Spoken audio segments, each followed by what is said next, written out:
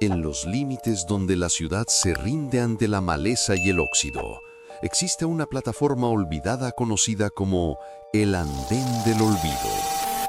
Los mapas modernos no la registran y las vías que conducen a ella están tan retorcidas por las raíces de los árboles que parecen las costillas de un animal colosal enterrado bajo el balasto. Sin embargo, para aquellos viajeros nocturnos que han perdido el rumbo, los desesperados, los sonámbulos y los que huyen de algo que no tiene nombre, la estación se materializa entre una bruma espesa que huele a carbón quemado y a hierro frío. No hay reloj en la pared, solo un hueco circular donde las manecillas parecen haber sido arrancadas por una fuerza violenta, y el aire allí arriba es tan denso que cada respiración se siente como tragar polvo de cementerio. Elías, un hombre que cargaba más remordimientos que equipaje en su maleta de cuero gastado, llegó a la estación tras caminar por las vías en una noche de luna muerta. Sabía por los susurros que recorren las tabernas de mala muerte que si esperaba lo suficiente, el tren lo llevaría a un lugar donde el pasado no pudiera alcanzarlo. Se sentó en un banco de madera podrida y encendió un cigarrillo. El silencio era absoluto, roto solo por el goteo rítmico de un agua negra que caía del techo de chapa. Pero a medida que la niebla empezaba a arremolinarse sobre los rieles, un sonido lejano y metálico, un quejido de acero contra acero, comenzó a vibrar en las plantas de sus pies. El tren no venía del horizonte, parecía emerger de la propia bruma, una locomotora negra y ciega que no proyectaba luz, solo una sombra más profunda que la noche. Al detenerse frente al andén con un suspiro de vapor gélido, Elías se acercó a la ventanilla del único vagón que parecía tener cristales intactos. Al asomarse, el corazón se le detuvo en un latido seco. El vagón no estaba vacío, estaba repleto de pasajeros, hombres con sombreros de ala ancha y mujeres en vestidos de encaje manchados de hollín, todos sentados en una rigidez perfecta. No hablaban, no se movían, eran estatuas de carne cenicienta. Pero en el instante en que Elías apoyó la mano en el cristal frío, todos, absolutamente todos los pasajeros giraron el cuello al unísono con un chasquido seco. Sus ojos no tenían pupilas, eran pozos de una angustia eterna, y todos fijaron su mirada directamente en él, como si su sola presencia fuera el combustible que el tren necesitara para volver a ponerse en marcha. El terror de Elías se transformó en una parálisis hipnótica. A través del cristal empañado por un vaho que no era suyo, reconoció rostros que solo había visto en recortes de periódicos amarillentos de hacía décadas. Las víctimas del gran descarrilamiento de 1932, personas que nunca llegaron a su destino y que ahora estaban condenadas a recorrer la misma milla de vía muerta por toda la eternidad. Una mujer en el asiento más cercano levantó una mano pálida y señaló hacia la puerta del vagón, que se abrió con un gemido de metal herido. El interior del tren exhalaba un aroma a flores marchitas y a la ozonización que precede a un rayo. Elías sintió una succión invisible, una invitación gravitatoria que le decía que en ese vagón ya no habría más deudas que pagar ni mañanas que temer. Pero comprendió que el precio era unirse a esa galería de miradas fijas, convirtiéndose en una imagen estática para el próximo viajero que se asomara a la ventana.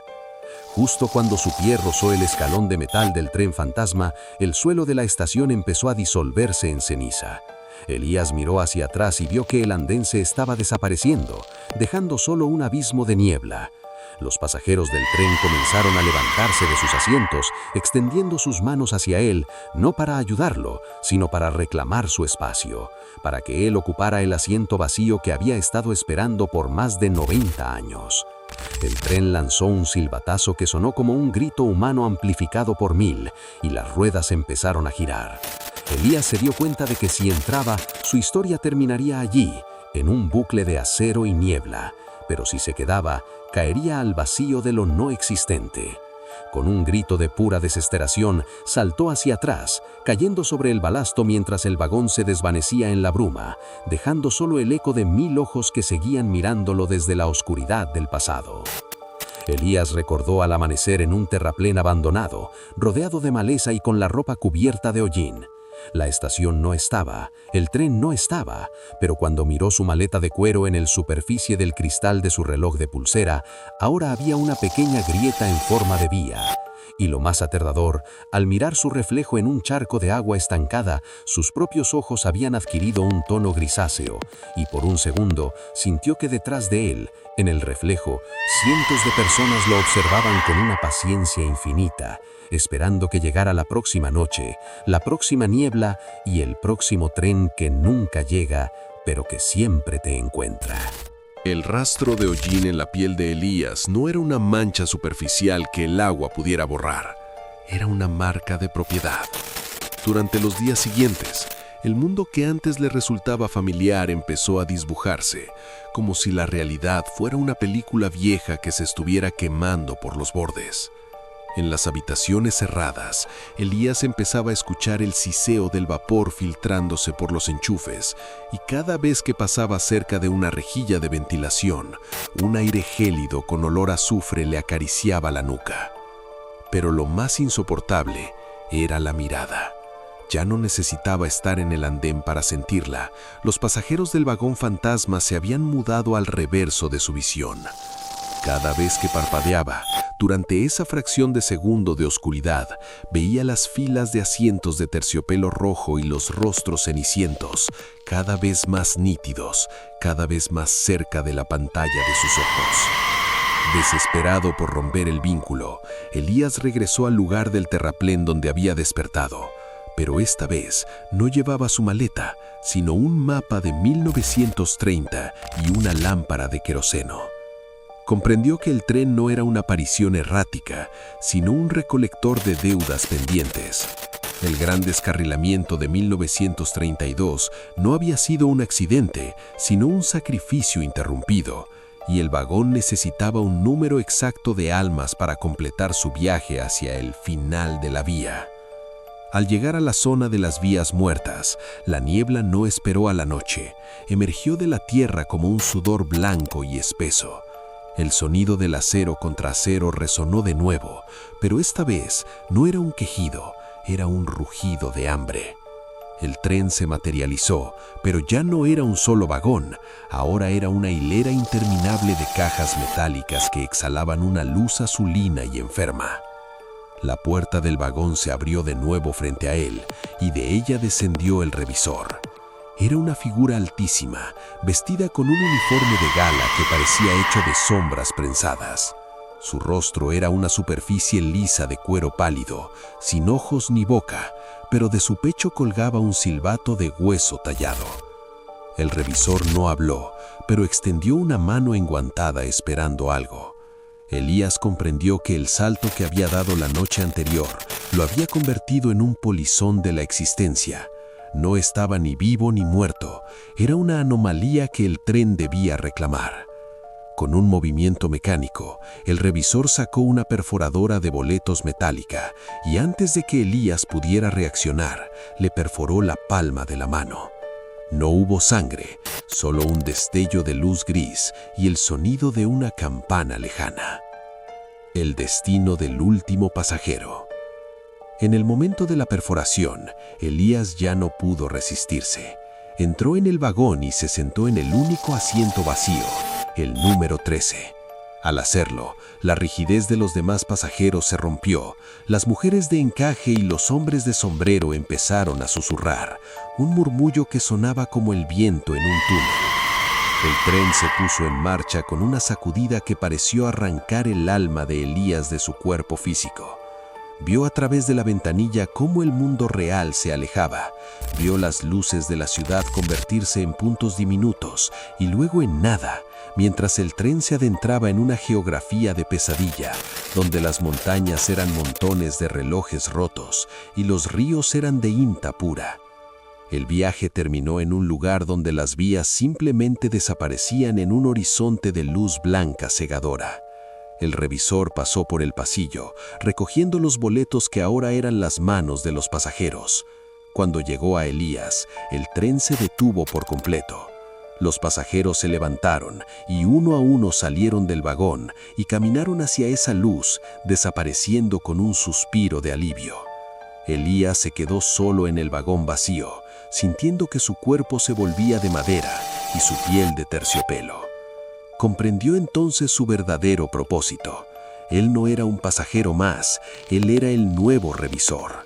El tren necesitaba un guardián, alguien cuya culpa fuera lo suficientemente pesada como para mantener los rieles alineados entre los dos mundos. Hoy en día, si te encuentras perdido en una estación de tren de madrugada y ves que un hombre de uniforme oscuro te observa desde un vagón que no debería estar ahí, no busques su mirada. Si ves que su mano tiene una marca circular en la palma, corre a la salida más cercana, porque Elías sigue buscando a su sucesor, esperando a alguien que se asome a la ventana para entregarle el silbato de hueso y poder finalmente bajar del tren y caminar hacia esa luz blanca que lo ha estado esperando durante una eternidad de estaciones vacías.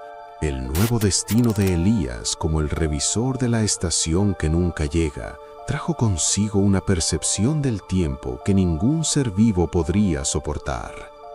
Ya no veía los días pasar, sino las vibraciones de los arrepentimientos humanos que como ondas de radio atraían al tren hacia diferentes puntos de la geografía del dolor. El vagón fantasma, ahora bajo su mando, se convirtió en una criatura orgánica de hierro. Las paredes de madera crujían con las voces de aquellos que Elías se veía obligado a recoger. Su uniforme de sombra se sentía cada vez más pesado, fundiéndose con su propia piel hasta que la distinción entre el hombre y el cargo desapareció por completo. Su palma perforada era ahora una brújula que latía con una luz cenicienta cada vez que un nuevo viajero se acercaba a las vías muertas del mundo real.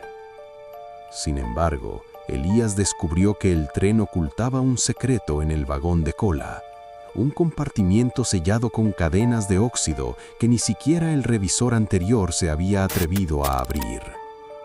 Una noche, mientras el tren atravesaba un páramo de cenizas suspendido entre dos dimensiones, Elías escuchó un sollozo que no era el de un pasajero común.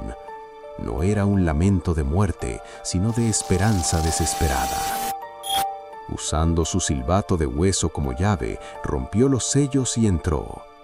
Allí no encontró fantasmas, sino una colección de objetos olvidados por los pasajeros antes de cruzar a la luz. Una fotografía de una boda, un zapato de niño, una carta de amor nunca enviada. Comprendió que el tren no solo recolectaba almas, sino que también era el vertedero de lo que la humanidad dejaba atrás para poder descansar. La verdadera tragedia de su cargo se reveló cuando el tren se detuvo en una plataforma que Elías reconoció con un escalofrío, el andén de su propio vecindario, pero en el año 2026. Al asomarse por la ventanilla, vio a una figura familiar caminando por las vías bajo la lluvia. Era la versión más joven de sí mismo, el Elías que aún no había cometido los errores que lo llevaron a esa estación. El bucle temporal se cerró frente a sus ojos. El Elías revisor comprendió que si permitía que su yo del pasado subiera al tren, el ciclo de dolor continuaría eternamente, alimentando la caldera de la locomotora con su propio sufrimiento. En un acto de rebelión contra el destino del hierro, Elías no abrió la puerta del vagón. En su lugar, proyectó a través del cristal una imagen de todos los objetos que había encontrado en el vagón de cola, inundando la mente de su versión joven con la belleza de las cosas pequeñas y mundanas que estaba a punto de abandonar. El Elías del pasado se detuvo, miró hacia el vacío donde estaba el tren, invisible para quien aún tiene esperanza, y decidió dar media vuelta, alejándose de las vías. El tren lanzó un rugido de furia metálica. Al romperse el ciclo, la estructura misma de la estación que nunca llega empezó a desmoronarse. Las vías de acero se retorcieron como serpientes heridas y el vagón se disolvió en una nube de hollín y chispas.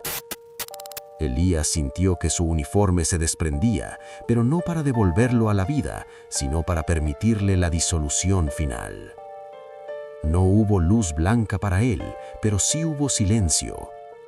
El tren desapareció para siempre de esa línea temporal, dejando tras de sí solo un rastro de óxido en el suelo y una vacante en el cosmos que nadie más ocuparía. La desaparición del tren no fue el fin de su fenómeno, sino una mutación de su naturaleza.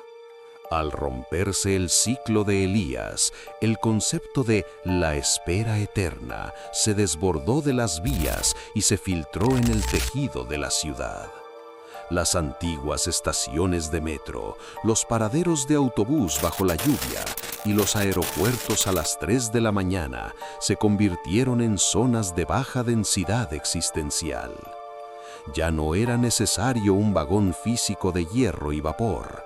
El tren se había convertido en un estado mental, una frecuencia de desolación que sintonizaba con cualquiera que sintiera que ya no tenía un destino al cual llegar.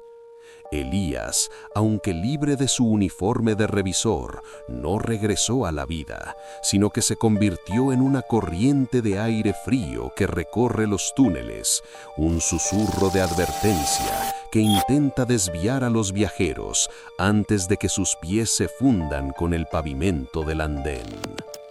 En el año 2026, la ciudad construyó un moderno intercambiador de transporte sobre el terreno donde una vez estuvo el andén del olvido. Los arquitectos instalaron luces LED brillantes, cristales blindados y pantallas táctiles, pero no pudieron erradicar la niebla que emanaba de los cimientos. Una noche, una joven llamada Clara, cargando con el peso de una pérdida insoportable, se quedó dormida en el último banco de la estación central. Al despertar, las pantallas de horarios habían cambiado. Ya no anunciaban destinos como centro o aeropuerto, sino términos como ayer, nunca y remordimiento. El sonido del acero contra el acero regresó, pero esta vez era electrónico, un pulso digital que vibraba en las pantallas de los teléfonos móviles de todos los presentes. El tren ya no era de carbón, sino de luz blanca y estática, un gusano de fibra óptica que prometía borrar el dolor a cambio de la identidad. Clara, atraída por el brillo hipnótico del vagón de luz, caminó hacia la puerta que se deslizaba sin ruido, pero justo antes de entrar, sintió un tirón violento en su abrigo, una ráfaga de aire helado que olía a hollín antiguo y a cuero viejo. Era la esencia de Elías, que utilizaba sus últimas fuerzas para proyectar en el cristal de la puerta una imagen del vagón de cola que él mismo había liberado, la foto de boda, el zapato, la carta. El tren de luz intentó absorber a Clara, pero la interferencia de los recuerdos de Elías creó un cortocircuito en la anomalía. El cristal estalló en 1000 pedazos de realidad fragmentada y Clara fue lanzada hacia atrás, cayendo fuera del andén, justo cuando el tren de estática se colapsaba sobre sí mismo, transformándose en una lluvia de píxeles negros que se hundieron en las vías. Con la destrucción de este último remanente, la estación que nunca llega perdió su anclaje en nuestro mundo. Las vías se cerraron, los horarios volvieron a la normalidad y la niebla se disipó para siempre, arrastrada por un viento que finalmente soplaba desde el futuro. Elías, habiendo salvado a una última alma y destruido la maquinaria de la espera, sintió que su conciencia se deshilachaba en paz. Ya no había tren, ya no había revisor y ya no había pasajeros mirando fijamente desde la oscuridad. El vacío que el tren ocupaba fue llenado por el presente, ruidoso, caótico y vivo. Clara despertó en el banco de la estación mientras los primeros rayos del sol se filtraban por la cúpula de cristal. En su mano, extrañamente, encontró una vieja moneda de cobre con una perforación circular en el centro. La apretó con fuerza, comprendiendo que el viaje más importante no es el que te lleva lejos de tus problemas, sino el que te permite quedarte y enfrentarlos. El eco del tren se apagó para siempre, dejando tras de sí solo una ciudad que por primera vez en un siglo dormía sin miedo a que el próximo transporte la llevara a un lugar del que no se puede regresar.